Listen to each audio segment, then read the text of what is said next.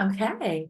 Welcome, everyone, to Meeting the Author with Rachel Arts. We're really excited for you to join us today to ask some questions about Rachel's journey about writing the biography of her father.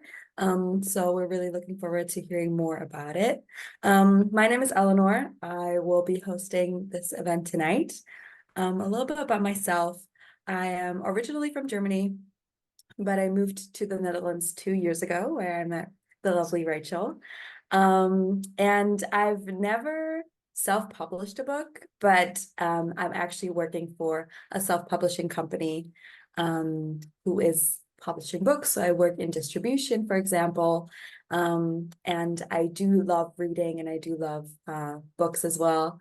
So that's why I'm also here to kind of also talk maybe a little bit about my experience about self-publishing. And if you have any questions, I'm happy to answer them. And yeah, Rachel, why don't you tell us about yourself a little bit?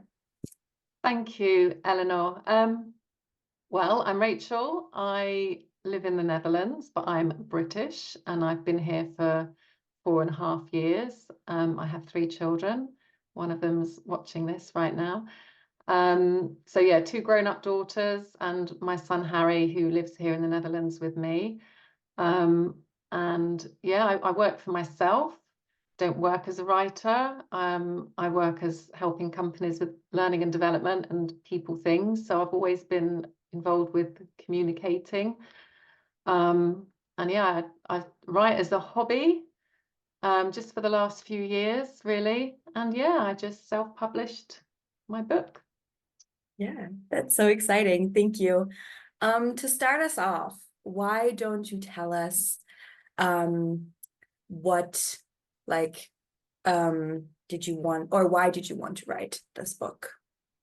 Yeah, that's a really good question. And I was asked this a lot when on my writing journey. So right at the beginning, I joined like a writer's accountability group to get me started. And every time we had a guest author in or a guest publisher or someone from the book world, they'd all say, oh, what's your motivation? I'd say, oh, I'm doing a biography. And they say, what's your motivation? And it was really hard to explain to people that didn't know my dad. So anyone that knew my dad kind of didn't have to ask the question because they knew he was just a very exceptional person, and he did stand not just physically but also in every way head and shoulders. He was just quite a natural leader. He was very charismatic. He was a doer. He was an innovator, and I got to observe that through my life, just watching him. So I actually didn't start out thinking I was going to write a book. I actually, because I deliver lots of training in my job and I sometimes deliver leadership training, I wanted just to capture the leadership lessons that I'd learned from him. And in my mind, I envisioned writing just an article about kind of leadership lessons that I'd learned. And that was my working title originally, was Everything I Know About Leadership I Learned from My Father. But I was like, well, who's going to read that? It's not really going to land with my LinkedIn audience because it was a personal, not just about leadership. And I was explaining it to my husband, saying, well, this is what I want to write. How do I write it? Who's going to read it? As an article, there's no audience for it because, and I said, how do I do it? Because the leadership stories, you need a context. You have to tell the whole story to explain the leadership that I saw. And to tell the whole story, you've got to talk about church. And I'm like, so that's not going to work on LinkedIn. And Valentin, I think he listened to me go on for about an hour. We had a long car drive. He listened to me go on for about an hour about this dilemma. And he just like, well, why don't you write a biography? Which sounds so obvious. And I was just like, oh, don't be stupid. That's too big. I can't do that. But then I started thinking about it and thinking, well, I wasn't scared of the writing. It was the research and getting all the information. So it was more like, well, if I could get the information, what would it look like? So it then became like a bit of a challenge that I wanted to have a go at. And I knew that my father was a worthy subject. And I knew that it would be a great thing to then leave to the members of our family that wouldn't remember him so much. So that's when I came up with the goal and started telling people. And I think every time I vocalized it, I thought, people must think I'm crazy. But yeah, I yeah, that's what I started saying I was going to do. And I think you have to say it then to believe it yourself. So Yeah. that's where it started. Yeah, for sure. Thank you so much. Yeah, and what was your writing experience like in the beginning of writing this book? Like, where were you on the Yeah. writing side? So I only really started blogging personally, probably I don't know, like 6 or 7 years ago. And I just started a personal blog because I had things I wanted to express. I'd become single. And it was just a bit of a therapy, and it was a bit of having the sense of humor and also trying to show myself to the world, my personality. And and yeah, I discovered the medium of blogging, which is great. You know, you can just put something, you can put it out there. So I started blogging, and I actually was quite lucky that I picked up a couple of kind of mentor people quite quickly, and I was asked to contribute to an online magazine, and the editor was really supportive and gave me really nice feedback on my writing. So early on, I had people telling me, you can write, and that really meant a lot to me and just gave me more confidence. So it's mostly my blog. I also have like a business blog, so I was using honing skills um, in that way as well. And I think professionally, I've always had to produce written content in the workplace.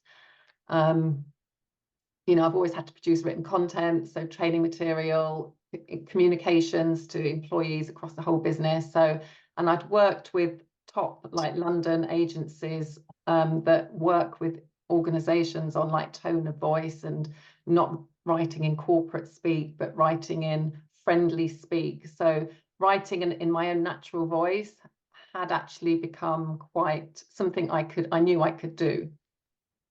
Yeah. But so writing a blog and writing a book is a little different though. So Yes.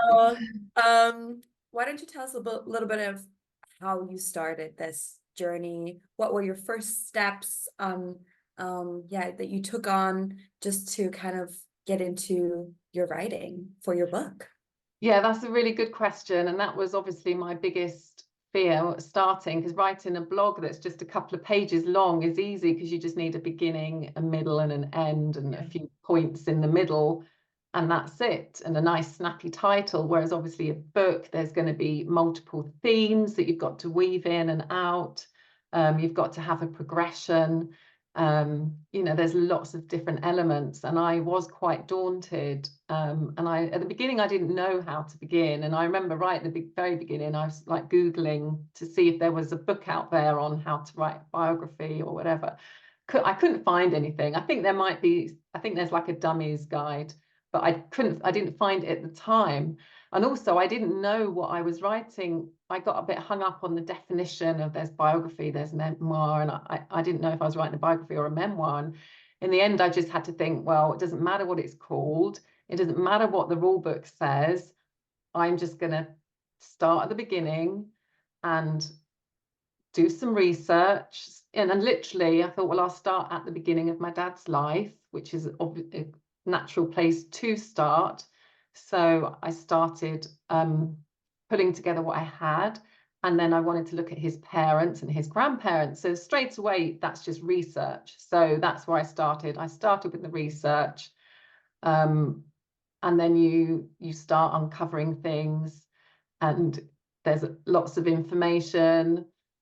You can go down rabbit holes at that point, but you kind of have to do that. So yeah, so I literally just started at the beginning and just went from there. I think I was lucky that my dad had left lots of material. He'd written lots of accounts of his early life and like his conversion story, his early years, and that was invaluable. So I had all that source material, and then what I didn't have, I could start going to family and ask questions and just pulling it all together.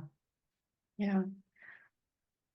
But tell us a little bit about your challenges that you had, because I feel like, sure, like maybe, as you said, like writing a blog, it has a beginning and a end, and you need a snappy title.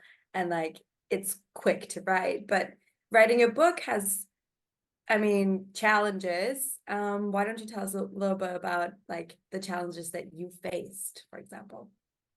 Yeah, there were lots of challenges along the way, and they were different at different times. And some of them were bigger, and some of them were smaller, and some of them you can kind of put to one side and not worry about because you'll address them later. So, like one early challenge, which wasn't a deal breaker, and my book coach helped me resolve it, and that was about voice, because like my dad had written all these accounts in his voice, in first person. So I'm like, well, do I put that in his voice, or do I rewrite it me as if I'm telling the story? And so I struggled with that. So some of those chapters I ended up having to rewrite later, but that wasn't a big job because it was just changing I to he, for example. So you don't want to get too hung up on those things at the beginning, because they can work themselves out and it might come clear later. But just kind of, I think what worried me about that was I my dad was a good writer. What he wrote was written really well, and I didn't want to feel like a fraud and take credit for his words. But later on I realized, I'd said he'd left an account. So then if I tell the story, people know it's his account. And I was being a little bit too sensitive about that, and I didn't need to. But those things just come with confidence. So that was just a little one. Um, I guess research was one, because obviously I had to do lots of research. I mean, I had lots of material and I gathered it all. It was all at my mum's house mostly, things, boxes of, files and documents and so on. But the big thing I needed was conversations with people that knew my dad, because I left home at 18. So from the age of 18, I wasn't there. So I needed to talk to people, and I had a list at the beginning, and I didn't contact these people, some of them, until like last year, so 4 years into the project, because I was scared. I thought, oh, people are going to think I'm crazy. I'm talking to people about things that happened maybe 30 years ago, and so I really put it off. I think it might have been easier if I'd lived in the UK and not been over here, because I might have had more access to some people, because I was having to contact them through email or something. But actually, everyone was lovely, and everyone that I reached out to gave me a lovely response, and the conversations I had with them were amazing and really, really meaningful. So, and I think that's something I would give as advice to anyone else starting out, is don't put off having conversations with people, because you don't know how long these people are going to be around for, if you're dealing with older people. And just a question that just came to my mind. With the research, did you do research before, like a lot of research before, or was it more during your writing? Or was it like kind of 50-50? Like, did you get a lot of things done before you already like put words onto your screen? Or was it more like, oh, let me now find things out that I need for Yeah, this? yeah. Well, that's a really good question. So for some things, you can't do all the research at the beginning, because you'd have too much information. So you kind of have to follow a bit of a theme. So obviously my dad did lots of youth camps. So if I wanted to find out about youth camps, I would pick someone that might know and then talk to that person. And also when you're talking to people, and this was a tip my book coach gave me as well, and I figured it out as well, is that obviously to call someone up and just say everything, oh, tell me everything you know about this person, is too much. So you have to kind of know what you need out of that conversation. So some conversations I had like a specific story, like, or what happened, this thing happened, you were there, can you tell me, what happened from your perspective? So I'd have to go in and be very specific, or fact check, and then obviously the conversation would move on. But yeah, you have to have a bit of an angle and know what you want to get out of that. Yeah, you have to have a direct question to ask. Yeah, Mhm. Yeah, and there was a couple of funny stories with the research. So I spoke to one of Dad's work colleagues, and well, we'd been corresponding by email, and they wanted to talk to me, and I was really happy because it was like really digging back in time, um, and is the man and his wife, older couple, and so I get them on Zoom, and obviously with Zoom you can record it. So I'm thinking this is great. I'll be able to record what they say, and then they couldn't get their audio working on Zoom, and and just in the moment I just couldn't think how to record. So we ended up seeing each other on Zoom, but then speaking via like the phone. And because it's on my phone, I can't then record it on my phone. So the whole conversation, I'm having to scribble down as fast as I can. And then at the end, you get some of it, but not all of it. So, you know, note to self, next time, always have a kind of backup if person at the other end can't use the tech. And there was another funny incident which I was just nearly died. So obviously I had a big coup that I managed to get a Zoom call with President Gerald Corset, who's the presiding bishop of the church. And I just emailed him through the church website. I'd never met him, but he worked with my dad many years ago, and few weeks went by and I thought, oh, he's never even going to see the email. A few weeks went by and then I got a reply saying, I'd love to talk to you, loved your dad. So he said, my secretary will set up a call. So I got an email from his secretary, and she's told me the time, and she gave the link. So it wasn't a calendar invite, it was just a time and a link, and she'd put, Amsterdam time or whatever. So I thought, oh, great, let's set it up. Now, and then I realized if they've set up the call, I can't record it. But anyway, but on the day, funny thing happened. So I'm getting ready for this call with like the presiding bishop, who I'm only going to get this one window of opportunity. And then literally an hour before, I'm sat here, I'm prepped, I'm all ready to go. And then my phone rings and it's an American number. And it's the secretary saying, he's on the call, you're not there, we're waiting for you. And I'm like, so she'd calculated the time, but obviously not allowed for daylight savings or something. So they were an hour ahead. And I was mortified. And then, when you're in a rush and you can't find the link and everything. So I joined the call and he's like, oh, I've got 20 minutes left. And I was like, no. But it was fine. We had enough time and I was able to write everything down and it was really lovely. But I felt a bit on the back foot. So again, never trust someone else sending you the time when they're in a different time zone. Yeah. So anyway, Yeah. that was a couple of funny stories. But yeah, so research was a big challenge that I put off. I guess the other challenge was about structure, just putting it all together. And really, you just have to write, you have to follow your themes. What are your themes that you want to cover? What are the chapters that you feel should be in there? And then write them. And then you can kind of piece it together a bit later. Yeah.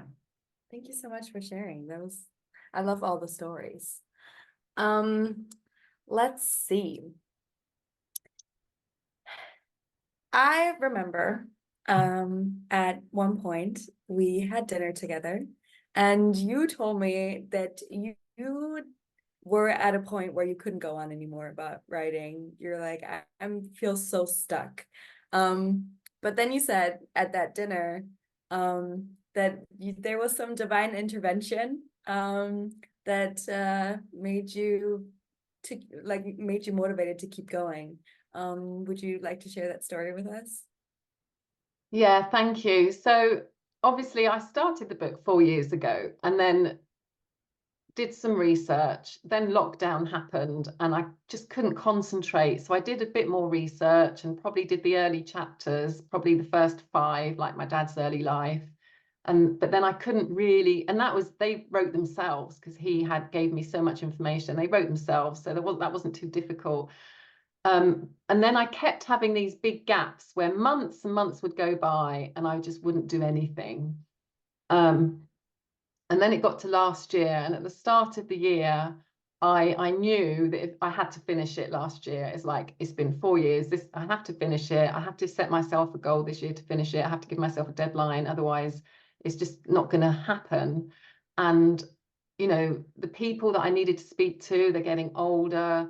It's just time's just moving on. So I set myself that goal, and I think we got to the summer, and I thought, oh, maybe I'll do it in the summer holidays. And summer holidays came and went and didn't do anything because it was the hard bit because as I say, I'd written like the first half. Obviously I knew how the book needed to end, but there was kind of like a missing piece, like 2/3 in, where probably to do with like my father's employment. You know, I'd written about his youth activities, I'd written about his leadership things, but he had a great professional career as well.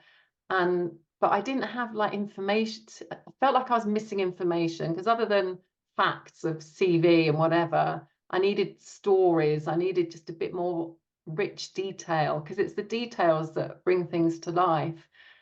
So yeah, summer I didn't do anything. Autumn, the autumn just came and went, and I just thought this is crazy, and it was bothering me because, you know, I work for myself, so you need to focus on that. You need to focus on getting the work, and I'm trying to learn Dutch, so I felt like I had all these things pulling me that all take a lot of time, and I just felt I can't give the time to the book because I need to be working, I need to be learning the language. I've just got called onto the Relief Society presidency, so I just thought maybe this book's not important. Maybe I'm just doing it just for me and it's just a vanity project. And so I wanted to pray about it because I wanted Heavenly Father to give me permission to walk away. And I wanted to just take what I'd done because I'd written a nice family history. I wanted to take what I'd done, but the beginning chapters of my dad's childhood and his parents, and just give that to my family and just say, that's it, is for you. I'm not going to publish. I'm not going to finish because I wanted to move on because it was just too hard, and I didn't know how to bring all of what I'd done and make it into a cohesive whole. That's what I was struggling. So I literally I thought, well, I'm going to ask Heavenly Father if it's okay for me to leave it, because maybe it is, and maybe that's better, and I can go and do my calling and do whatever things I need to do. So I had one of those deep prayers where you're on your own in the house and you pray out loud, and I just laid it out there in a conversation and said, Heavenly Father, look, maybe, you know, just I'm happy to walk away, just tell me. And that was I think it was like a Tuesday. And then and it was on my mind the rest of the week. It's like, well, I've prayed about it now. I just something needs to happen to tell me that it's okay to leave it. And then it got to the Friday, and I was downstairs in the living room. Harry was around the corner watching TV, and I was just on my laptop, end of the week, clearing out old emails. And I thought, oh, I'll check I have a inquiries inbox for my website, which I always forget to look at. And so I was in there, and you know, you get like spam, those inquiries boxes get full of spam. So I'd highlighted like a block of 40 emails, and I was about to press delete. And then just one of them caught my eye that didn't look like spam. And I opened it, and it said, this is to Rachel. I found your name via an obituary that you published about your dad on the internet after a Google search. I've some files relating to your father's employment have come into my possession. These files look historical, personal, and interesting. Would you like them? I'm loath to throw them away. I'm just like, what? So I nearly fell off my chair. You know, I was like trying to email back really quickly, and she'd sent it like a month before. And so I thought, what if she's thrown them away already? I was terrified. Anyway, long story short, and I've made it a long story already. Well, I was flying to England the following week, and I was going to be at my mum's. So I got this lady who lives in Scotland to post the files to my mum's house. So literally, like 4 days later, I had them in my hand, and these are the files. You can see they're thick and old, and they literally start from when my dad started his first job as an apprentice, age 17, so 1963. And they span 19 years of his first job for the government, and they cover everything. There's everything in there. And there was some amazing insights which are in the book, so I won't do any spoilers, but it took me, a good couple of days to go through. I had to document everything and then reflect on what it meant and what it told me. But I got a chapter out of that. I was able to then write the employment chapter because they gave me lovely insights. But it was such a miracle. He signed the Official Secrets Act when he started work, and when he left work, files shouldn't exist. This lady bought a filing cabinet and they happened to be in the bottom. So it's very random. It couldn't possibly be random. So from that moment on, I just felt like Heavenly Father was stood next to me. You better write this book. And so luckily, about a week or two later, I had a couple of free weeks with no work. So I just full time. I went through everything I'd written. I went through all my notes. I was able to work on a structure. I was able to see what was missing, where were the gaps, fill the gaps, and then then it was only probably like 3 weeks later I had a first draft, which was amazing. It's amazing, yeah. But it taught me a lesson. It taught me a lesson that if you don't believe you can do something, then you're not going to do it. But if you believe you can do it because someone's telling you, like someone more powerful than me, then yeah, you stop making excuses. And I'd been making excuses. Yeah, it was like the final push to finish it. But yeah, I mean, without these files, I think it would have looked much different to what it is now, right? Yeah, I probably still could have done something. But yeah, they certainly added something because they gave me insights that I didn't have. They gave me really, really powerful insights into my dad's character. Because I have the notes that the interviewers made for his first interview, age 17. I have their notes, and he's there telling them that he does youth missionary work and he's interested in religion. And he kept that enthusiasm up through his whole life because I've got the notes to prove it. He wasn't one person at work and one person elsewhere. So yeah, it was incredibly powerful. But I have to say, little things happened all the way through the writing of the book. So even earlier, when I would every time I hit a lull and thought I couldn't do it, I would have like a stranger send me a messenger message saying, "Oh, here's a story about your dad," and that would be like, "Oh," and then I'd get going for like a couple of weeks and do a bit. And then it'd wear off again. But maybe all the way along these little things were happening, and maybe I could have written this book probably not in a year, probably would have taken 2 years because you do need to digest. But I could have done it in half the time if I'd believed in myself from the beginning, really. Yeah. But I am so happy to have these files. I can't tell you how much they mean to me. It's the most amazing thing to have his handwriting, and every time they moved house, there's a reference for mortgage letters or rent agreements. So just all these, I call them rich details. And when you're writing a book, you need those rich details to give like flavor. And I got lots of them.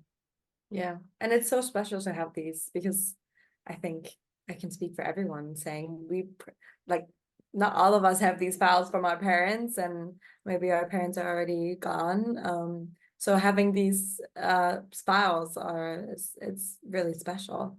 Yeah. Um, let's go on, and I want to talk a little bit about your preparation of writing.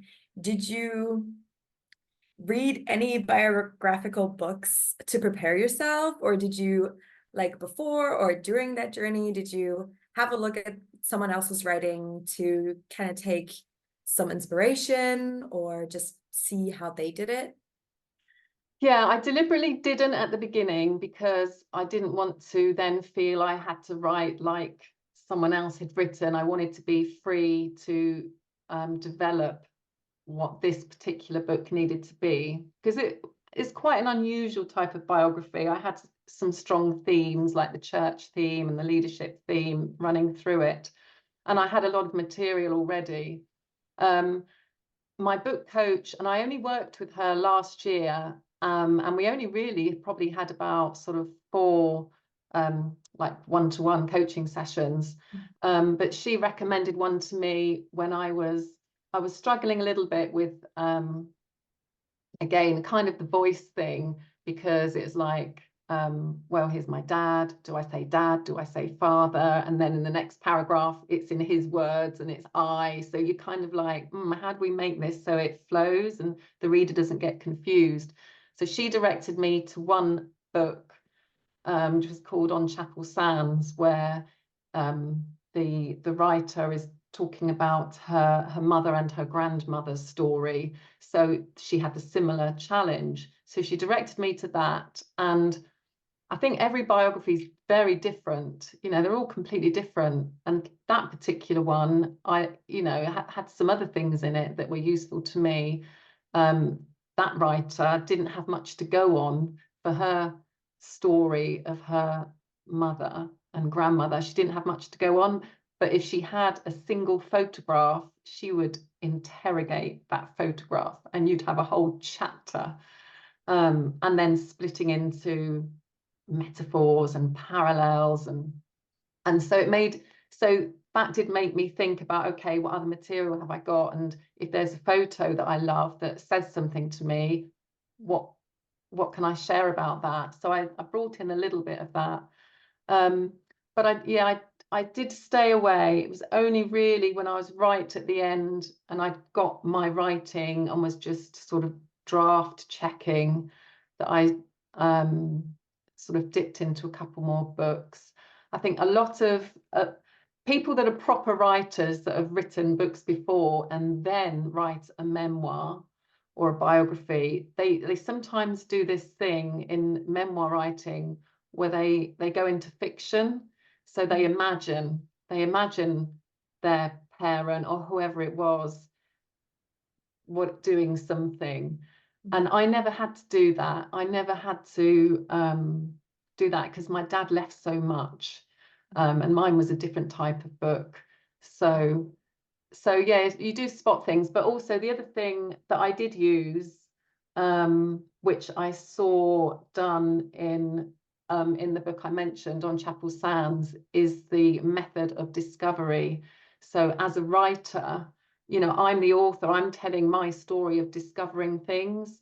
So I discovered the files, so I told the story of discovering the files in the book. So you can bring your story into the story that you're trying to tell. So that's a really nice device. And once you're aware of that, I think writers must use that all the time. Then you see it in other books. And yeah, I mean, my book coach said something at the beginning when I was in the opening paragraph, I just said a little bit about an event that happened and I tell the story. And she's like, oh yeah, it's like pulling back the curtain so they can see a Yeah, bit of exactly. you. So yeah, so I think there are some sort of different devices that writers use, and I'm not an expert on them because I haven't studied them, but I've probably picked some up just going through the process. Oh, yeah. And I mean, it's so special, I think, as a reader as well, to kind of get the behind the scenes of how you found all this information, because I think especially with biographies. It's like, as you said, maybe you don't have every information, but then you find all these files in a random file cabinet. And then it's so special to find out, like through reading this, how the information was found, and it was just not all there in the beginning. So that also shows dedication by the author and how important it is for them. Yeah, definitely. And I think it's something about, again, I mentioned at the beginning, voice, it's trusting your voice. Yeah. So even though I wanted to tell my dad's story, I have to tell my story to tell his story. So Yeah. it's just being confident in doing that. Yeah. Fantastic. I want to talk a little bit about self-publishing and what made you decide to self-publish instead of going with a publishing house, for example. Yeah, well, because I mentioned I was in a writers accountability group at the beginning, and we had different people from the publishing world and authors come along each month. And, I knew really from the beginning that my book wasn't ever going to be of interest to a traditional publisher, because the audience was going to be, family, friends, members of the church generally. I did want it to be written in a way that anyone could read it. But I knew that self-publishing was going to be the only way. So that's what I needed to do. I didn't know anything really about it, though. Yeah, So it's a journey. yeah, it's a huge area, and I think that was the other reason I wanted to work with my book coach, because I wanted her to help me with that. And then so by the time I'd got my manuscript done, I was like, well, just tell me what I need to do. And she's like, well, do you want to do this? Do you want to have that? And she just gave me back questions. I'm just like, what do you mean you can't just tell me? And yeah, there's so many different ways you can do things, but you just have to make all these decisions, which was quite hard because I just wanted someone to give me a blueprint. But she gave me some recommendations. So I had well, I had to find a copy editor first. So that was, I had to literally go and find somebody, because the people she recommended were busy. And because the good ones get booked up for months ahead, and I had a deadline by then. So I had to go and find a copy editor, and I found a lady that was really lovely, and I was really happy with that. And she did a great job. But I did have a recommendation for a typesetter, and the typesetting was really important for me because I had a lot of pictures to go into the book. And because there were lots of excerpts in the book, lots of diary entries and blog entries, I knew I needed a professional, because I didn't want to not do it right. And I've never done that before. All these things, if you've never done it before, you don't know what to do or how to do it, and so on. And then I had to find a graphic designer. That ended up being very last minute, because I thought the typesetter was going to do the cover, but then it turned out he wasn't really trained as a graphic designer, and I needed a professional because of the nature of the photograph we wanted to use. It needed a professional because it needed a little bit of tweaking so that it would wrap around the cover. So all of those things, you're having to research, looking online, trying to get recommendations, and then a printer. So, and then trying to get it on Amazon. These things, I mean, literally from the beginning of this year, I spent probably 2 weeks full time in January, and the rest of the time it was like half time, taking a good chunk of my time each week, just working on all these things. But it managed to get out in the world without too many mishaps. Yeah, which is good, because I think, especially as a self-publisher, it's quite nerve-wracking to have all of this on your own and to do it all on your own. Hello. Yeah. Yeah, you did Okay. so good. Yeah, it's scary because you want you've told everybody, you've told the whole world you're bringing out a book, and then everyone's waiting, and then you're like, oh, I can't find a print. Like I had a printer recommended in the UK, then I didn't have any books here. and you can't just post them because there's a thing called customs. And then I had to find a printer here, and that was a job, because you can find printers, but there's like so many, and they can be really expensive if you go to one that's not a specialist in your type of book. So all these things, they just take time, but once you've done it once, then it'll be a breeze the next time. Exactly. Then you know what to do.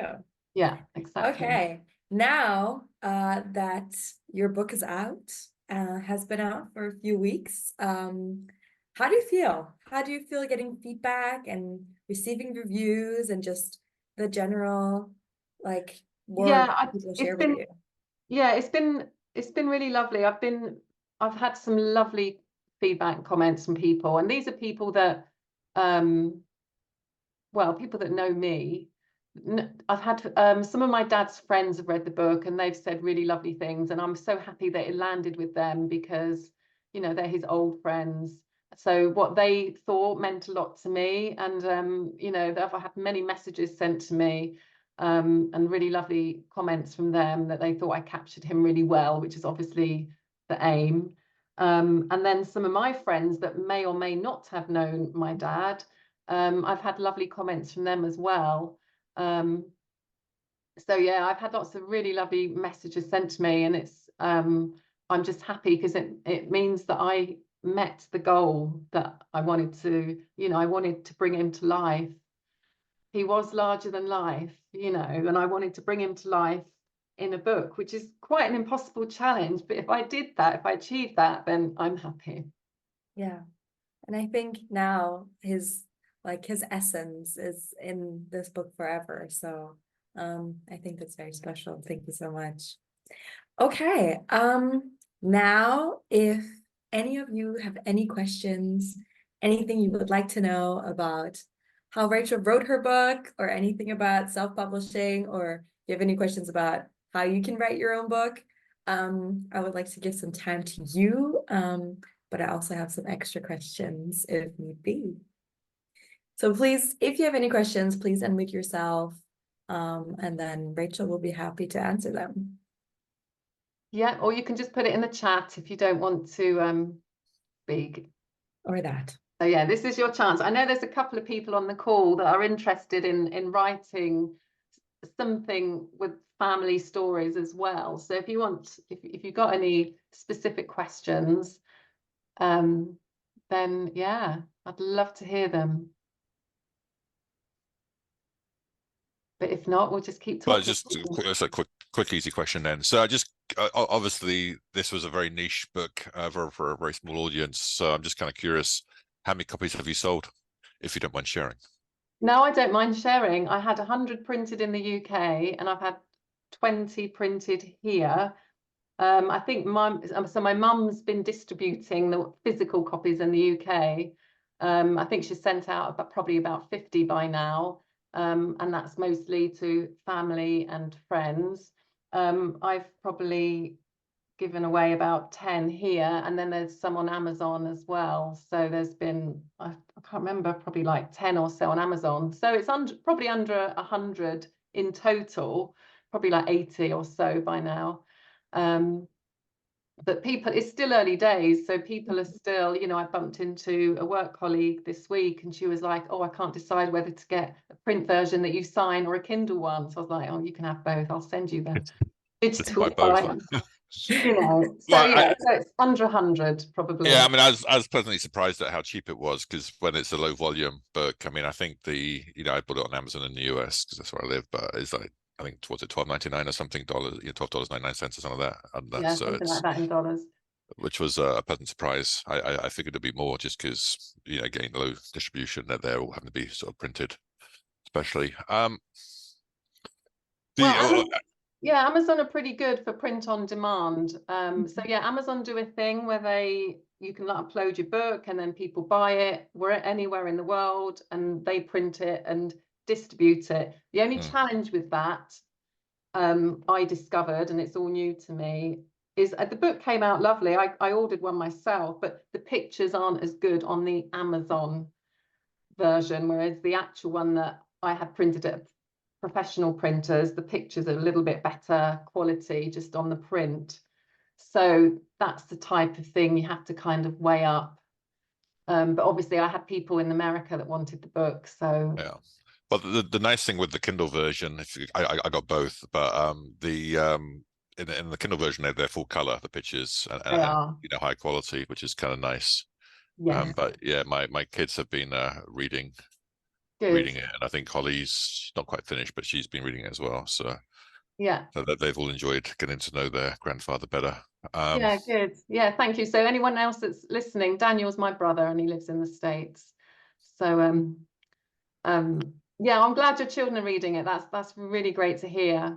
And I'll just say, if anyone did get a print version but also wants to see the color pictures, I can send you the file for the digital one. So there's some questions coming in the chat. Yeah, I was just gonna read. We have one from Jennifer. She just says, no questions, but you're an inspiration. Love your journey story. Thanks, Jen. We have Anita who says, did you just use Word or did you have a specific program that you used? Yeah, I started with Word because I'm familiar with it, and because all the research, so I use like a folder system and just had hundreds of folders and subfolders depending on, you know, like there was a folder for my dad, folder for my grandmother, and I had a document called Timeline. And so I started with Word, and then when I spoke to my book coach, because at the point when it was getting really big and you've got chapter 1, chapter 2, and then you've got all these bits, then it's really hard to get a flow. So I said, what do authors use? And she told me about something called Scrivener, which I did look at the beginning, but I didn't want to take the time to learn it at the beginning. So halfway through, I did switch to Scrivener, and you can just upload everything in, and then it's kind of all in one place, and it's easier to see all the different sections of your book, and you can move them around. So I used that for a bit, but then when I got to the final stage of putting together my drafts, I had to work in Word again, just because I know Word, I know I'm not going to lose it and delete the whole thing by mistake. So I ended up, once it was in a draft, I then went back to Word. So I finished there. Great. Okay, Paula says, I want to write stories about my mother, like a fiction. Do you think it has public for readers for publisher companies? So do you think Yeah, I wouldn't know, Paula. I don't know, but you can always start to write some stories and put them on a blog and share them and just see, you know, I think if you're brand new to writing, then just start with something and practice the skill, and then build it up from there. Yeah. Okay, next one. Antonia says, how did you figure out the timeline of the book? I'm on page 50 and I love it so far. Oh, thank you, Antonia. Yeah, well, the timeline, so the first thing they tell you when you write a biography or a memoir is, you know, obviously you can't start at the beginning of someone's life and then just go through chronologically, because that's just not interesting. So I knew where I wanted to start, that opening story about the This Is Your Life. I knew from the beginning that was going to be a good opener. So I wanted to start there. Then I did want to tell like my father's conversion story. So I knew I had a couple of good stories at the beginning, and then I wanted to get in I can't remember what orders. Well, I knew the Gibraltar was a good story, so I kind of wanted to, yeah, so it's This Is Your Life, Meet the Mormons. Yeah, so then it's a bit about his early life with my mum, and then Gibraltar. So there were some good stories in there. So I knew I wanted those all kind of together. And then I had to go back in time and talk about his parents. So it wasn't until quite late in the process that I worked out having different parts would help. So part 1, part 2, part 3. But once I had that thought to do parts, then the groupings and the clusterings of the chapters came together a lot easier. So you just have to evolve it, really. Great. I'm gonna put Scarlett and Antonia's questions together because they're kind of similar. So Scarlett asks, what's next? Any plans to write again? And Antonia says, any plans to write on business or other topics? Yeah, so actually because I've learned so much about how to construct this type of book. I do want to capture all of that into just like a little mini book. So the book that would have helped me when I started, you know, how to write a biography. And I've started it already because I've got it all in my head. So I've started putting down, you know, some of what I've shared today, some of the challenges I came up against and how I got around them. So I would like to do that. So that's something. My grandmother, my dad's mother, she was an interesting lady. So I do want to do something for her. Might not publish it in the same way as this, might do that just for family. Business topics. Yeah, I do write a lot on business topics on my website. And I get some of them shared. Sometimes I get paid to write little things for other people. So, and I still think about maybe taking the leadership lessons from my dad and doing something with them. I haven't kind of decided that, because if I go down that route, it's a lot of work. So I want it to count for my business, for my work as well. You know, that needs to be a book that I then get behind for my business. So it's do I want to do that? Do I want to make that something professional? Yeah. So still weighing that one up. We're all excited to read what you come up next. Thank you. Thank you. And then we have one last question from Christine. Are you printing locally in the Netherlands? Who did you find to print for? Also, in what ways are you promoting your book? Yeah, well, I had a few days where I was desperately trying to find a printer here, and I found one in the end. I can't remember their name. It begins with E, but I can send it to you later. And I think they're in Germany. And they did an amazing job. They had a great website. You could put in all the details of the book, the specification, and it gives you a quote, which obviously that's the standard practice. But they had like chat support, so they helped me get it all on there. And it was a good price, and they delivered really quickly. So I was very happy. I would use them again. In what ways am I promoting the book? Well, because it's mainly of interest to a church audience, I've been trying to leverage my church networks. Yeah, and just my church contacts in the UK, because it's mainly about the church in the UK. So, and it's difficult because I'm not in the UK. I think if I was there, it would be much easier. I mean, I would love to do firesides, and I have this idea that I might write to some of the stake presidents in the UK, in the part of the country where we're from, and just say, look, if you ever need someone to come and do a fireside on writing a family history and talking about history of the church in this area, then I would love to, I really would love to do that. But I do sometimes feel uncomfortable with pushing myself on people because they might think it's a bit strange. So that's what I'm doing to promote the book, really. Have you thought of putting it in? I don't know I don't know if they still have like the Temple Bookstore or things like that, or Yeah, even well, I Deseret did Books. email. Yeah, I emailed the Temple Bookstore in Preston because that's the only one that takes non-church books, and I haven't had a reply. So yeah, I've emailed like the church PR people, but I've not had replies. And have you reached out to like Deseret Books? Well, only at the very beginning, and they're not interested in. Well, they're not interested in you know, helping have new books, publishing books for people. Whether they would add it to their system, I don't know. Well, they have a bookstore chain, you know, so in the US, pretty much near every temple is normally basically a Deseret bookstore, which basically just only has, you know, church books in it. I don't know if they're church owned 100% or if they're just affiliated. Yeah, that's probably on my list to contact them. I will have some copies going to the States with Valentin's sister, who's here at the moment. She's going back to Utah, so she's going to take and hand deliver a copy to President Corset. And maybe President Kieran as well, all the the British or Europeans. Yeah. So I'll get them copies, but they're not allowed to endorse things, so that doesn't really help. But we'll see. Do you plan on doing a second revision or anything like that?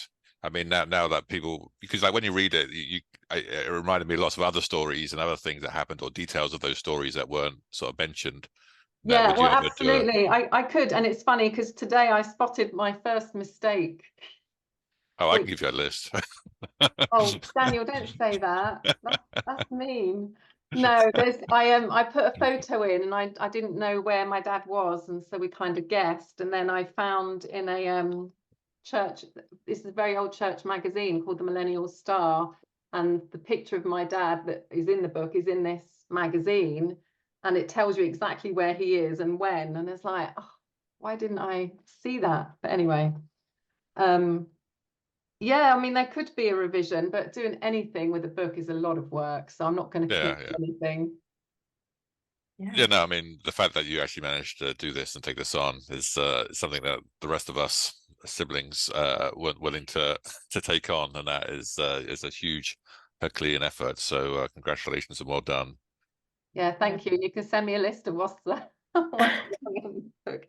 But I do do a disclaimer at the end, don't I? I said there's any mistakes, then Well, and it's not so much mistakes; it's more that there's I mean, one that comes to mind. There's just details that you didn't have that I think make stories more complete. So one of the ones you discussed is when he's in Gibraltar and there's an office and he attaches this fishing weight to create this knocking sound. yeah. What you don't mention is he specifically does that in his new boss's office, and he does it because his boss is a spiritualist who believes in knocking from Oh, spirits, and that's why they did it, oh. because it freaked the guy out because he's thinking he's hearing these spirits talking to him, Well, and so you have like the details, but you're not really the yeah. why or the Well, motivations behind it.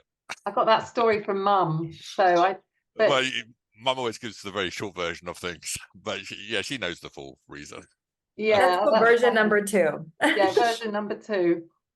I So hope it there's doesn't take me yeah, 4 there's just years. some fun details that I think add a little bit more color and life to some of the Yeah, things that there's happen loads there. of stories. To be honest, there are stories that I wished I'd got in, but I didn't have, like you say, all the details to put the story in. So, but if people give me the details, then I'll keep a log for future So, reference. one of the things I wondered if if maybe it just didn't fit in, or if this was an oversight intentional, is you never mention at any point his stepfather, Lucas Moe, although I know he came very late in Yeah, Ellinor's no, life and wasn't I really an wanted, influence. yeah, I wanted to because, and I wanted to talk about because I know Dad took him fishing a lot, and it was so yeah, maybe I should have used fishing as a route in, because my dad was very generous and would always take Lucas out fishing, so yeah, I could have done, but the thing is, you when you're writing a book, it's like you have to serve the story, Yeah, and yeah, the exactly. story was about his leadership. So I was Yeah, putting stories in that illustrated his leadership skills, and just putting in something because it's nice doesn't is you can't always yeah, yeah. do it because like I didn't put in hardly any stories about me and my dad doing things together because that wasn't the aim of the book, So yeah, it would have been nice to put Lucas in there because he was lovely and gentle, and Dad did look after him. They had a nice friendship. So, okay. Yeah, you have to follow a theme. Okay, just to wrap up, we have one more question and then we'll finish this for tonight. But I'm really glad that you guys are enjoying this little chat. The last question we have for tonight is from Paula saying, did you discover your writing style? Are you a thriller writer, for instance? Yeah, I don't feel like I'm a fiction writer. I love writers that can write really beautiful descriptions, like I love Thomas Hardy and people that can just capture what's around them and remember it and write it. I don't seem to have that ability. I'm more of a feelings writer yeah, my feelings and what I feel and what I observe and what I think rather than being able to construct a fiction. But who knows, maybe I don't know. I think with my grandmother, there's lots of, well, actually, both my grandmothers, there's lots of stories there, and maybe one of them could be spun out to a fiction. Yeah, Not sure never about say never. thrillers, though. Great. Then this is the end of our little get to know the author. I would like to thank everyone for coming and for asking so many questions. And a special thank you to Rachel for taking the time to, first of all, write this book and to share it with the world, and to take your time to do this chat tonight.